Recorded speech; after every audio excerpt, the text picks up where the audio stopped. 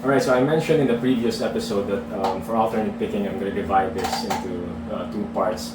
So the first one is alternate picking diatonic scales, and the second one is alternate picking arpeggios. And the reason why I'm dividing them into those parts is when you're alternate picking diatonic scales, it's much easier because usually when we pick diatonic scales like major scale, it's usually distributed, usually it's distributed in 3 notes per string, and so you can pick more notes in one string, because I think the challenge for alternate picking is transitioning while constantly keeping the down up stroke, transitioning to a different string, especially if you get caught with the inside of the string phenomenon. I'll explain that later on. John Petrucci also tackles that in his instructional video, Rock Discipline. So the reason why arpeggios is different, it's difficult. When you pick arpeggios like this, so it's usually distributed as 1 to 2 notes per beat. So when you alternate pick that pattern,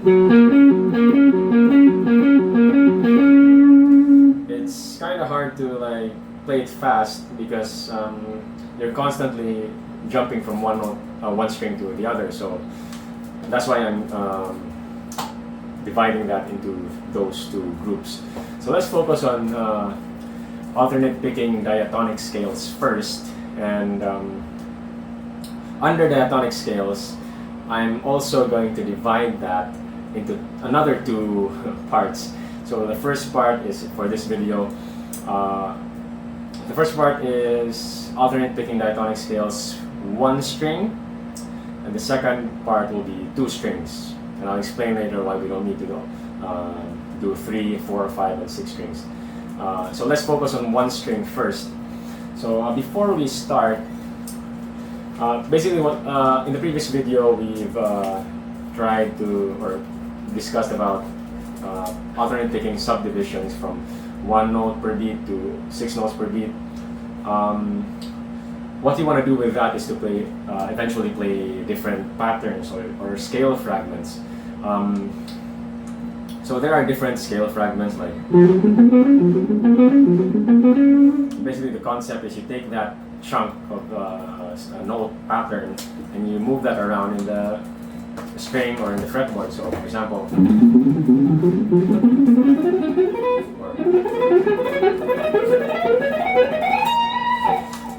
you'll be able to construct long lines using that 1 scale fragment. So it's better to practice small chunks of scale fragments, chunk by chunk, and just connect them to form a long alternate picking run. The reason why, once again, we need to focus first on 1 string scale fragments is it's easier. You just focus on 1 string. So basically, there's no transitioning from or jumping from 1 string to another. We just down up, constantly in 1 string. I hope the scratching noise is not bothering the video. Shh, moment. So alternate picking constantly down up. But regardless of what pattern you're gonna fret in your left hand, always keep a down up stroke constantly. So let's take, for example, a very simple scale fragment. Again, so let me try a different part of the fretboard. So down,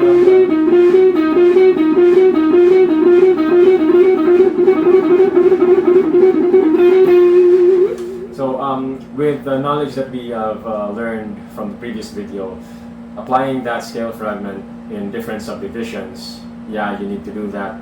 And as well as in this video, we're going to expand more on the different scale fragments that we can play.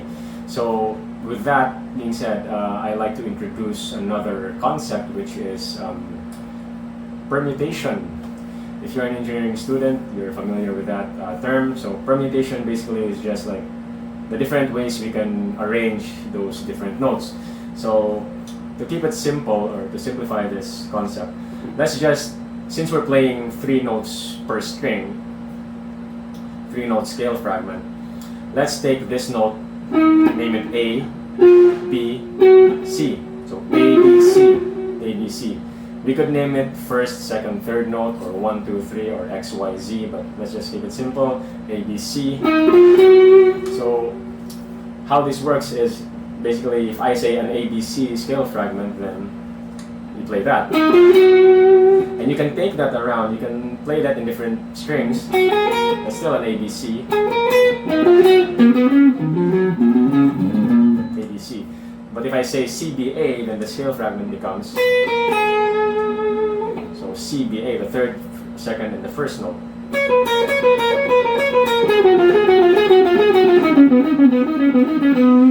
And the same goes for BCA. So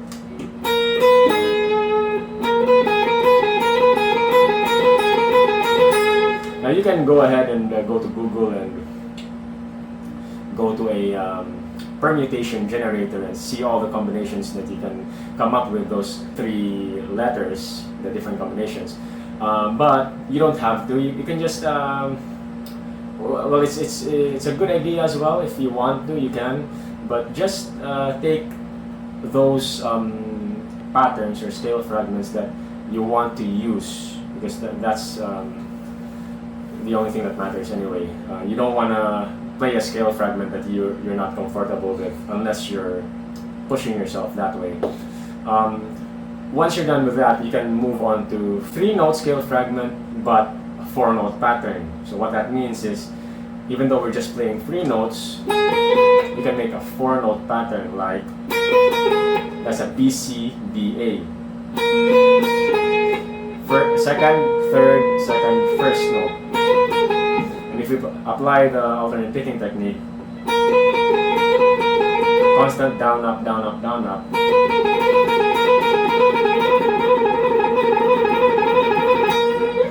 and apply the subdivision idea, then you'll be able to play something like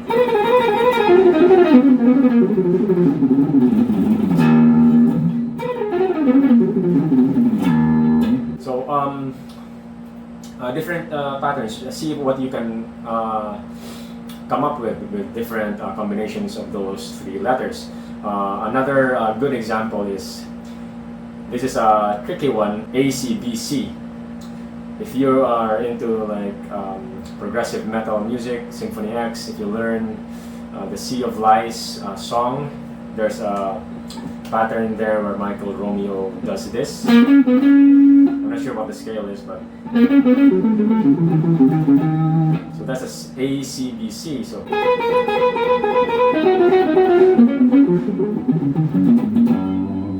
and another level to that is 6-note pattern using 3 notes only. So 3 notes, but it's a 6-note pattern, and the most popular scale fragment that uses that is this one. So it's a C-A-B-C-B-A. Malmsteen used this a lot.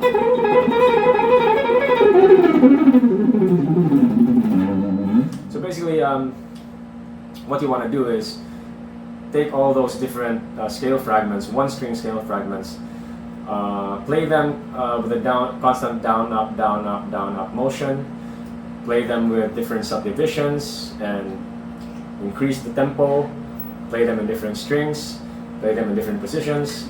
So if, for example, if you're practicing this pattern,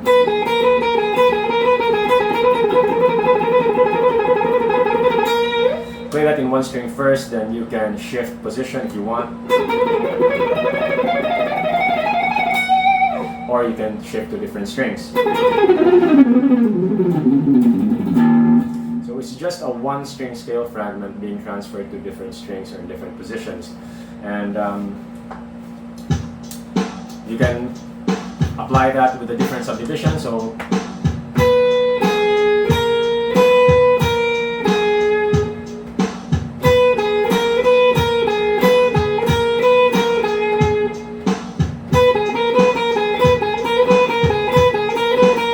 four notes,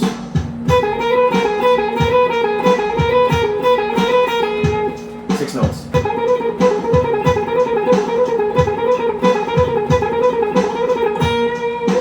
basically that's how you practice alternate picking diatonic scales in one string.